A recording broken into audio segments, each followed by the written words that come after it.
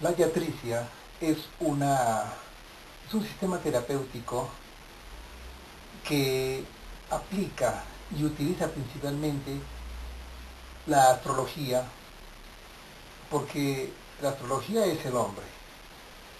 Y la astrología incaliana que trabajamos nosotros en el Instituto Incal nos desarrolla y nos plantea de una forma coherente cómo podemos interpretar a ese ser humano. Antes de poder utilizar la iatricia como sistema curativo, místico, espiritual, biológico, tenemos que comprender ese ser humano, cuál es el estado psicobiológico que se encuentra en un determinado tiempo. Las bases de esta astrología incaliana se fundamentan en tres aspectos muy básicos. Los signos zodiacales, que son 12, estos signos zodiacales representan la estructura base, los instintos de base, el sustrato principal de ese ser humano. Los planetas son la parte dinámica de estos signos zodiacales, de tal manera que cada planeta brota de un signo específico. Y las casas astrológicas son el lugar o el área o el ámbito en la cual va a desarrollarse este complejo zodioplanetario. Pero para determinar el estado psicobiológico de un ser humano en específico, necesitamos aplicar los principios que sustentan la interpretación astrológica. Llámese, los signos zodiacales tienen un origen.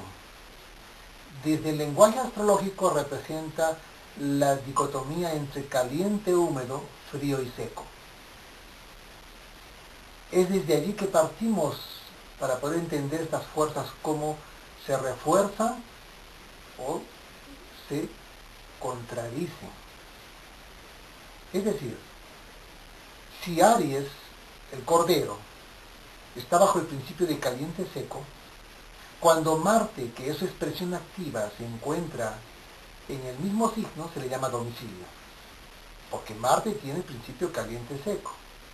Pero si Venus se encuentra, el Venus de la balanza me refiero, se encuentra en el cordero, se le llama un estado de destierro, porque la balanza tiene un principio que es caliente húmedo. Entonces, como Venus brota de la balanza, cuando está en domicilio, al estar en el cordero, se encuentra en destierro porque la cualidad humedad se contrapone con la cualidad sequedad. De tal manera que ese Venus en el cordero o Marte en la balanza está en un estado tensionante, es decir, de destierro. Por lo tanto, cuando se produce eso en un ser humano, estamos analizando su estado psicobiológico.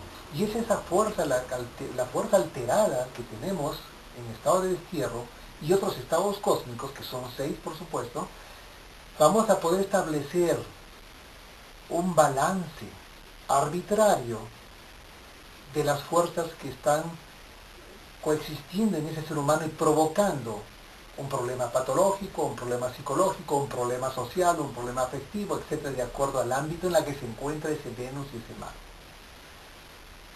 Entonces la iatricia necesita el análisis de ese estado psicobiocosmobiológico para poder desarrollar todo un sistema de curación en específico, para saber qué planta necesita, para saber qué vitaminas, qué minerales, para saber qué tipo de nutrición, qué terapia psicológica necesita, cuál es el mantra psicoespiritual que necesita ese individuo, cuáles son sus necesidades constitucionales o las necesidades del evento, eventuales, del momento en que transita un problema psicobiológico o patológico, cuáles son los medicamentos homeopáticos que necesita por similitud, cuáles son los principios acupunturales o los circuitos de puntos que necesita para restablecerse, cuáles son los colores y las gemas, cuáles son los genios en los cuales tiene que establecer un contacto. Es decir, todos estos elementos de las diferentes terapias va a necesitar de un análisis concienzudo del estado biológico de un ser en específico.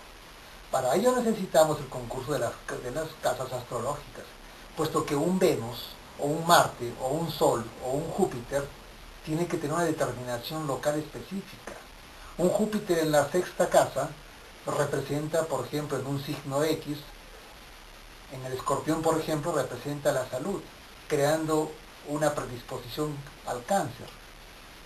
Pero si ese Júpiter está en un sector que representa la segunda casa, por ejemplo, en el signo de León, representa las tendencias a las adquisiciones para poder sobrevivir, es decir, de acuerdo a la casa astrológica en la que se encuentra un planeta, tiene una determinación de ese fluido hacia ese específico instante y momento o área de la vida.